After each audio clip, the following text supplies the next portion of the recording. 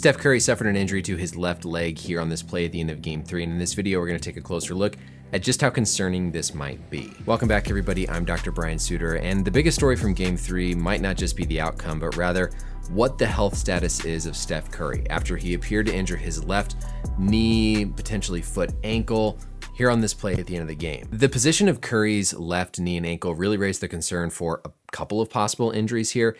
As Al Horford lands on him, the first thing we're going to see is Horford basically lands sort of on Curry's lower leg to where it almost compresses Curry's left foot down into the court. We're seeing Curry's left foot right here, Horford landing on him. If we look though at Curry's body positioning, you can see how much bend there is through his knee and lower leg. So his trunk is sort of up right here, the right leg pretty straight. But then if you look how far splayed out to the side his left leg is, that introduces a lot of possibility for increased force and twisting through the knee and also through the foot and the ankle. As Horford sort of continues to roll through this play here, you can see a lot of the weight on the back of Curry's ankle, but that foot still gets pushed even a little bit further down into the court, imparting even more of sort of a compressive load through Curry's foot. And there were kind of multiple insults to it. So it wasn't just the initial land, but even as the play gets continued here, you can see how right there's another sort of secondary push right in that position as Horford comes down again and just as his body's rolling. So multiple times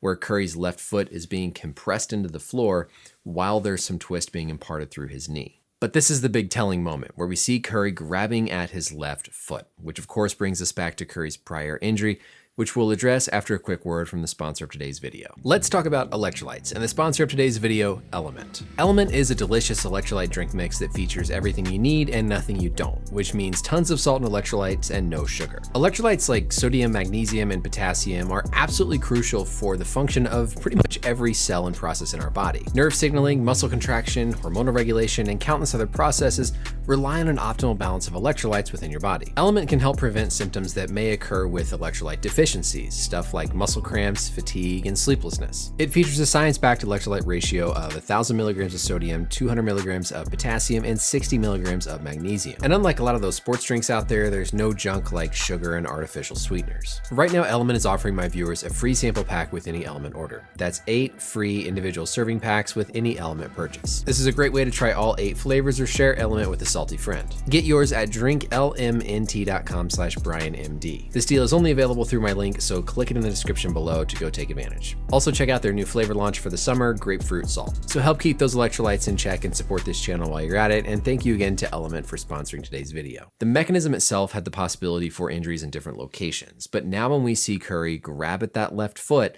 that's where I'm concerned that the pain he was feeling was in the foot. This was, of course, the play against the Celtics before, where Curry was going out here, and as Marcus Smart lands on his same left foot, you can see how, again, that foot sort of got smashed and compressed down into the court. Now, it's a little bit different in terms of how the foot is exactly plantar flexed, but there still is sort of this compressive load through Curry's left foot with this initial injury that, of course, resulted in him missing multiple weeks with this foot sprain. So now when we see Curry's left foot get landed on again in an awkward position and he grabs at that foot with some pain, of course, there's reason to be concerned about whether or not he could have suffered a similar injury or some sort of repeat insult to that left midfoot. We can glean a little more information also from this view where, of course, it doesn't look like it's so much the initial impact because his foot's in a pretty neutral position, but it's really sort of afterwards here as the play continues where we see Curry actually kind of let out a scream where he's signifying the pain. And in this position, his foot is really twisted quite awkwardly underneath Horford. I also talked, of course, about the possibility of a knee injury here. And that's because as, again, Curry's left leg goes out,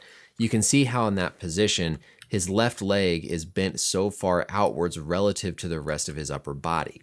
What that twisting is going to do through the knee is cause potential for cartilage, soft tissue injuries, ligament injuries, just depending on exactly how the knee is loaded, which we unfortunately can't see the full extent of here. But for me, it all comes down to this. We saw Curry limping, there was obvious pain, and he's grabbing in an area where we know he's had a previous injury where he missed a significant amount of time with a similar mechanism. Of course, we never found out from his initial injury exactly what ligament was involved in the foot. And if we look at our biodigital anatomy tool here, all of these are different ligaments throughout the foot. There are tons of these ligaments connecting all the bones. There are some that are more known than others, like the Liz Frank ligament, but any of these little ligaments here through the midfoot can be sprained and called a midfoot sprain.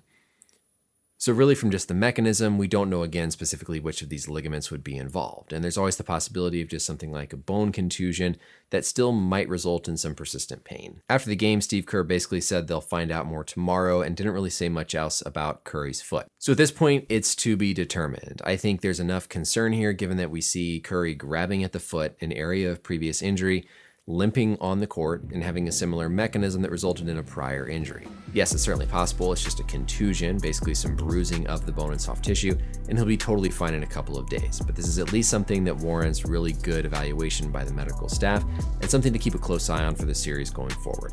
Again, there's also the possibility of a knee injury here just based on how much the knee twisted. Also, when we see an athlete rolled up on like this where their leg and ankle are getting twisted, something like an ankle sprain is always on the differential as well. So it's really a situation where you rely on where the athlete is experiencing pain, which in Curry's case, if truly where he's grabbing on the foot is where he hurts, that's sort of where you hone in on your evaluation, but then you examine the joint above and below to really make sure you're capturing everything that might be present. And so there's definitely more to be determined based on what we find out in the coming days.